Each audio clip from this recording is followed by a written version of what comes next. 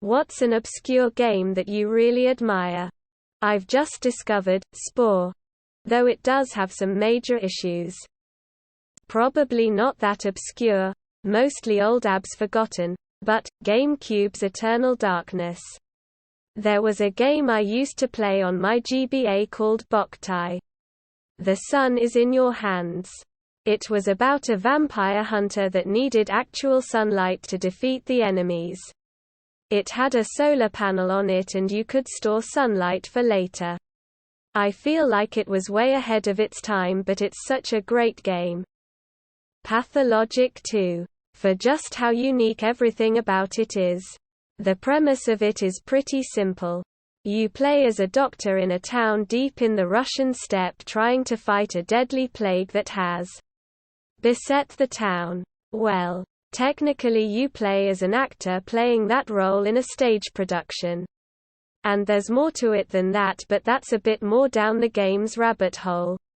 For starters, it's not a game that's necessarily intended to be fun or enjoyable. It's something that's frequently tedious, stressful, overwhelming, oppressing, confusing, disempowering, and unrewarding. The difficulty in the game comes from all the things you have to do and keep track of. How little time and resources you have to do it all. And how punishing the game is for mistakes you make. It's that kind of game where it just feels like the whole world is working against you. Nothing you do feels like it was the right decision. Things frequently feel like acts of futility. It loves to kick you while you're down. And things can snowball out of control very quickly. As far as the setting and atmosphere goes, it's equal parts familiar and alien. Even otherworldly. Most of it just resembles an early 20th century Russian town.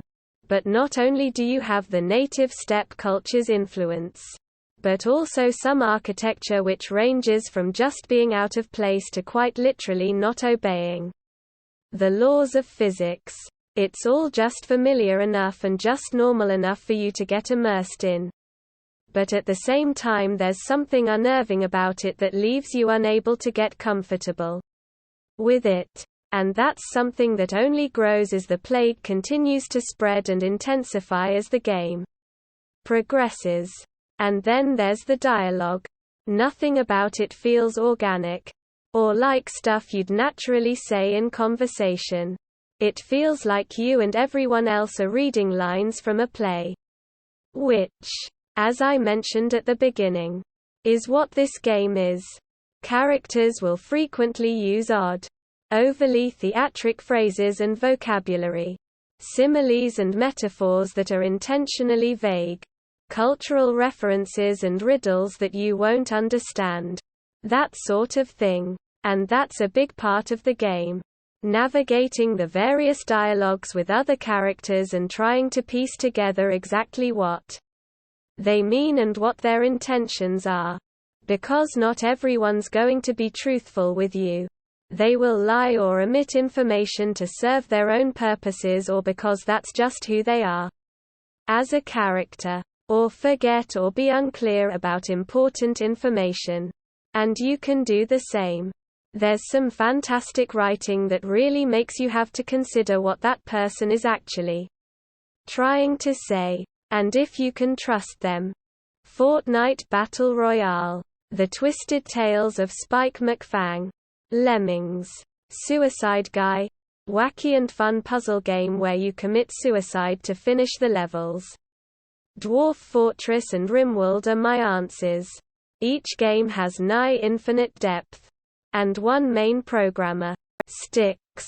Shards of Darkness. Quite polished solo and co-op experience. But I never see it mentioned anywhere. Not sure on the obscurity, but A Plague Tale. Innocence is absolutely brilliant. Great graphics. Great story and fantastic backdrops. I found it by chance on the PS Store but have never really seen any ads or anything for it before or since. Clone Drone in the Danger Zone is an unforgiving robot arena game with a kick-ass campaign and a super satisfying upgrade tree. Star Control 2 The Erkin Masters. Game of Life at playgameoflife.com. It had simple rules and makes awesome patterns. Auralux. Constellations. The Golden Sun games for GBA. My favorite game series on any handheld. Another World. The two Clay Fighter games for the Nintendo 64. Dark Cloud loved it as a kid.